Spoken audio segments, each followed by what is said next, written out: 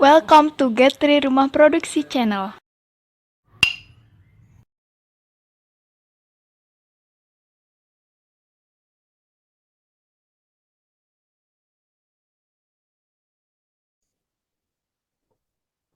Oke, teman-teman kita lanjutkan lagi. Kita coba manipulasi manipulasi ya. Oke. Nah, kemarin kita juga sudah coba dapat mengkorelasikan variabel jumlah jam belajar dengan nilai yang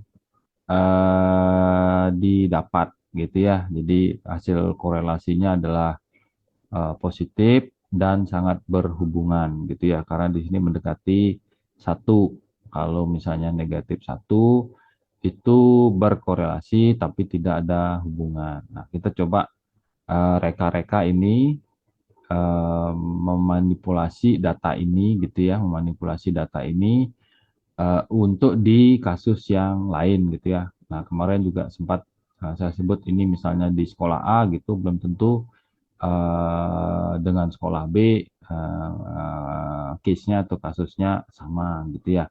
Oke, saya copy dulu ya, jadi supaya tidak mau merusak contohnya. Oke, yang ini. Oke, saya rename dulu. Kita coba membuat hasilnya. Oke, kita coba manipulasi supaya datanya hasilnya 0 gitu ya. Oke, misalnya ya gampang-gampang aja ya. Ini misalnya justru kalau saya balik gitu ya, misalnya justru yang jam belajarnya banyak itu misalnya dapat 10 gitu ya. Nah, berarti sudah mendekati memang tidak ada hubungan, eh, eh korelasi ini berhubungan cuman tidak kuat gitu ya, karena di sini negatif gitu ya.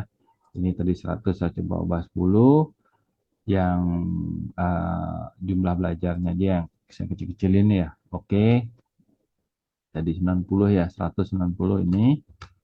Nah, berarti sudah dengan data sekian aja sudah artinya eh, korelasi ini tidak kuat gitu ya. Walaupun dari hipotesis kita tahu bahwa kalau belajarnya banyak, nilainya pasti tinggi gitu, belum tentu ya. Jadi bisa saja nanti ada faktor lain atau variabel lain, misalnya apa, jumlah. Ya di sini kalau jam belajarnya kecil gitu, kenapa nilainya kecil? Mungkin kegiatannya dia banyak gitu. Mungkin nanti dari sisi misal saja prestasi olahraga gitu, ya mungkin kegiatannya lebih lebih banyak olahraganya, tapi nilai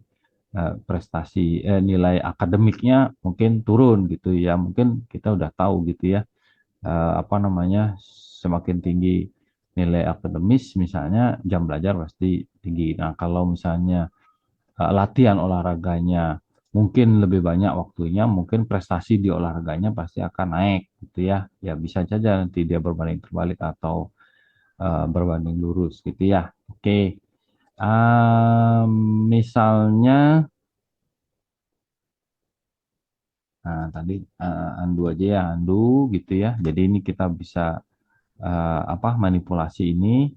Cuman kalau misalnya dalam penelitian itu yang berupa skripsi, tesis dan sebagainya, sebaiknya jangan gitu ya, jangan memanipulasi. Nah, ini sebenarnya didukung oleh eh, misalnya observasi itu berarti dukungan ada foto gitu ya. Kemudian ada wawancara berarti ada dukungan kuesioner gitu ya. Tapi tetap harus diverifikasi, harus divalidasi itu, jadi mendukung penelitian gitu. Nah, ini hanya mengira-ngira saja, seperti yang contoh kemarin kita juga sampaikan gitu, bisa saja satu case di tempat A akan beda hasilnya case di tempat B gitu ya. Oke, saya kembalikan dulu, kita coba.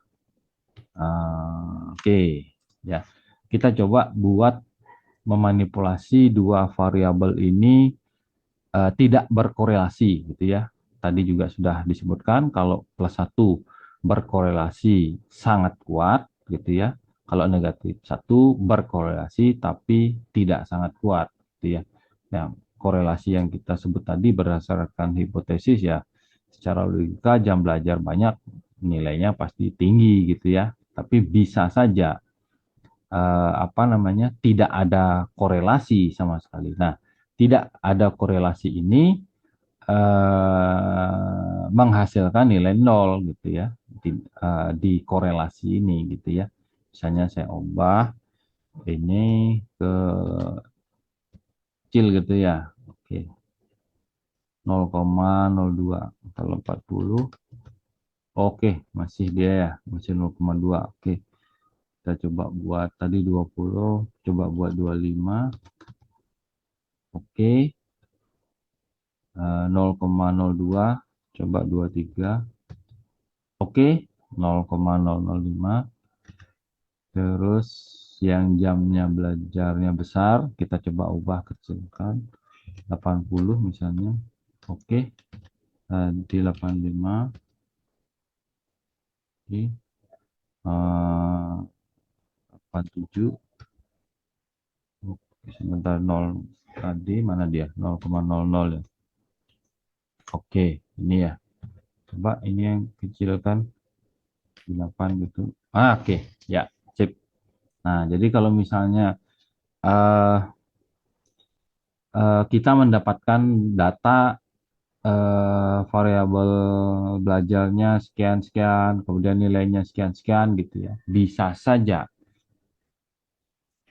memang menghasilkan korelasi dengan nilai nol. Gitu.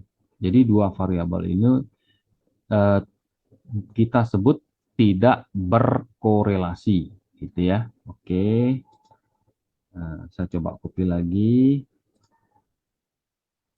Rate ini kita inginnya nilai min 1 gitu ya, mendekati min 1 gitu ya. Oke. Nah, ini yang tadi 0. Nah, yang mendekati min 1 misalnya, justru yang jam belajar misalnya saya naikkan nilainya gitu ya. Terus oke lah, ini yang dapat 90, ini dapat misalnya 80 gitu ya. Terus ini dapat 20.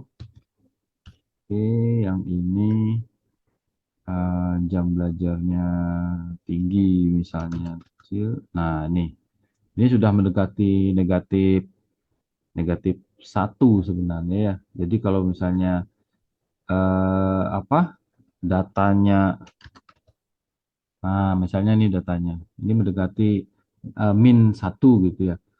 Berarti kita sebutkan berkorelasi negatif gitu ya, berkorelasi negatif, justru jam belajarnya banyak, nilainya justru turun gitu. Misalnya di kasus sekolah B gitu misalnya, ya berarti sebenarnya kita tahu ada korelasi jam belajar banyak nilainya tinggi, tetapi menghasilkan korelasinya di sini mendekati negatif 1, berarti kita sebut eh, ada korelasi tapi sangat tidak kuat gitu ya. Kalau yang positif 1 sangat kuat gitu ya. Berarti kalau negatif 0,9 di sini hasilnya berarti kita sebut berkorelasi tapi sangat tidak kuat. Gitu. Ya, itu nanti jawabannya gitu ya. Karena beda.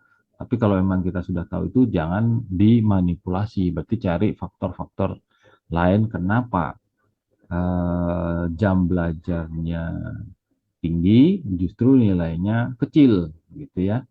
Kemudian yang jam belajarnya kecil nilainya tinggi. Berarti ada sesuatu yang harus diteliti lagi yang mempengaruhi dua variabel ini. Ya, oke. Mungkin itu saja dulu.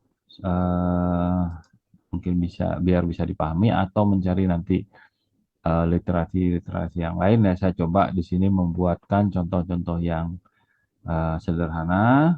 Nanti kita bisa mencari contoh-contoh lain, kemudian membuatkan hipotesis sementaranya dulu, kemudian kalau ragu kita cari datanya yang benar, kemudian korelasikan gitu ya. Oke, terima kasih sudah menyimak. Sampai ketemu di materi selanjutnya. Terima kasih. See you soon, Sobat Tris. We meet next time. Don't miss it.